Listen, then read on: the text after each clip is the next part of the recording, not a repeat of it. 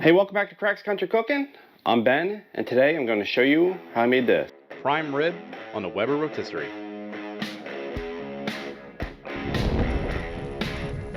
So we got a prime rib. It's been soaking overnight. So last night I took the prime rib, I put it in Malcom's meat bag, and then I put in 2 quarts of full fat buttermilk.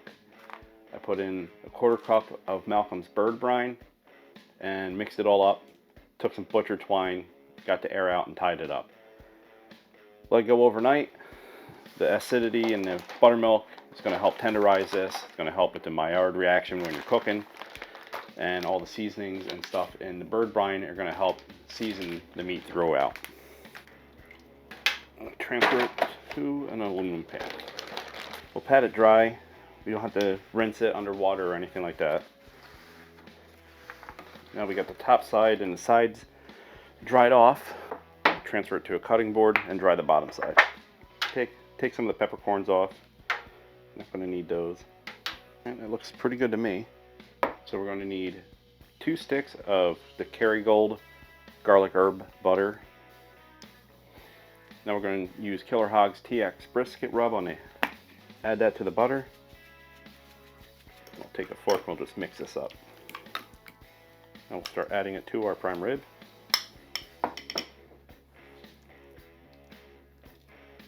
Prime rib is nice and cold, so the butter will start to solidify.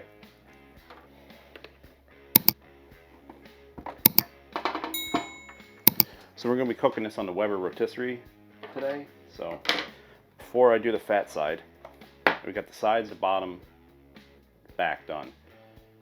I'll wait to do the top fat cap until it's outside. That way I don't have to worry about smearing all the butter off of it. Remember, there's a spinalis here, so you kind of got to get it right. And that looks pretty level to me. It's not trying to rotate real hard out of one way or another. So what we'll do is we'll put the other side in.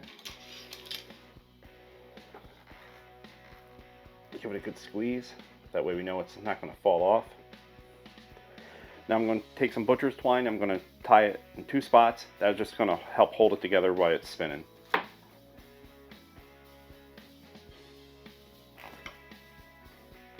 Always go around twice. It helps hold the knot. Give it a good pull, turn, then do the knot. Extra twine.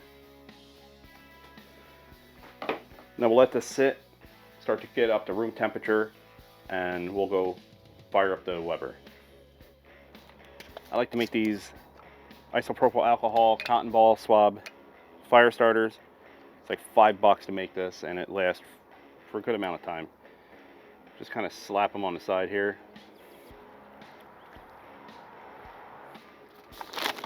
We're going to be using the Good Charcoal Company Super Briquets. This is a clean burning, chemical free. There's only 3 ingredients in this. You got your hardwood charcoal, cornstarch, and water. That's it. And the other 2 ingredients are just to bind it together. So we'll pour this in. We'll fill each basket on each side.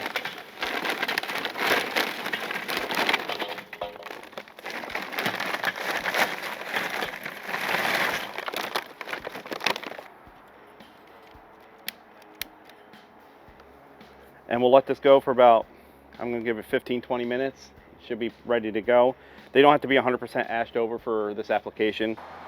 And we'll check on this in about 15 minutes. So I took a half pan, I put a cup of vegetable broth in there and a cup of beef broth. We'll set that in the middle to do 2 things for us. For one, it's going to catch all the drippings from the prime rib. Secondly, it's going to help deflect the airflow to the coals and help with our heat management. So I'll go grab the prime rib, we'll finish putting the compound butter on the top, and then we'll start it.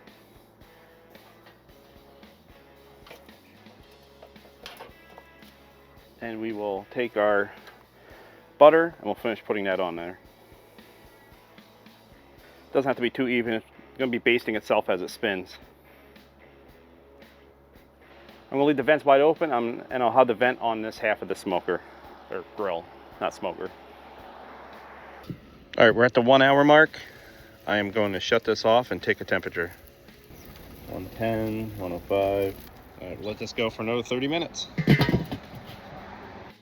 So we're at the hour-and-a-half mark. I'm checking every 30 minutes. I don't want to overcook this. Yeah, 125. I'm going to pull this off, tent it with aluminum foil, and let it sit for half an hour. So we brought the roast in. We let it rest for about 45 minutes. I wanted to wait till the temperature started to go back down. It got up to about 135, 136, and slowly started coming back down. So while that was resting, we took the pan out of the bottom of the Weber, strained that off, and then we let it sit for about 5 minutes, and then we strained the fat off the top of that. I added Worcestershire, red wine vinegar, a little bit of garlic powder, reduced that down a little bit, and made a little au jus. So as you can see, the fat got a little darker than I would like, especially this area. But this area is pretty much tail. If you look at it, it's mostly fat. So we just take the string off. I usually leave this on when I'm doing a rotisserie to help protect the main part of the ribeye. So you can just take this and it'll just peel right off. You can take it off beforehand. I just like keeping it on. Get some of the juices rendered out of it. Get this fat cap off.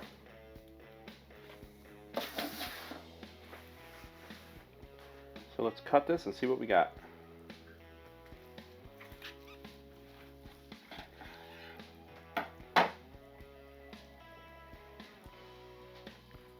Rosy red interior.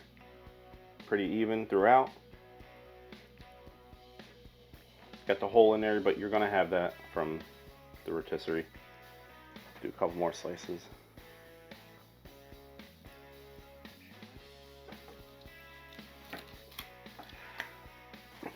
Well, let's try a piece. Go for the spinalis, the top cap piece. Super tender, super juicy. Try it with some of this au jus. The red wine vinegar and au jus helps cut through the fat, because obviously prime rib's pretty fatty cut of meat.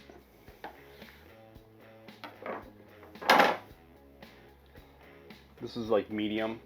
After cooking a bunch of prime ribs, I like to go a little bit higher than rare, because it's got a lot of fat in it and you really need the fat to render out. You're only going to get that from sous videing it for a long period of time, then searing it, or cooking it a little higher in temperature. And I think it helps with the texture of the meat as well.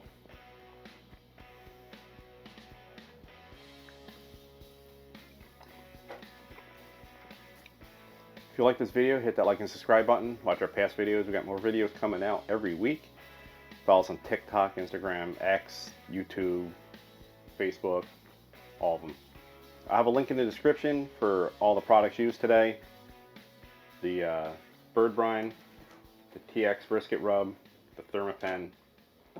Alright, see ya. It's dinner time.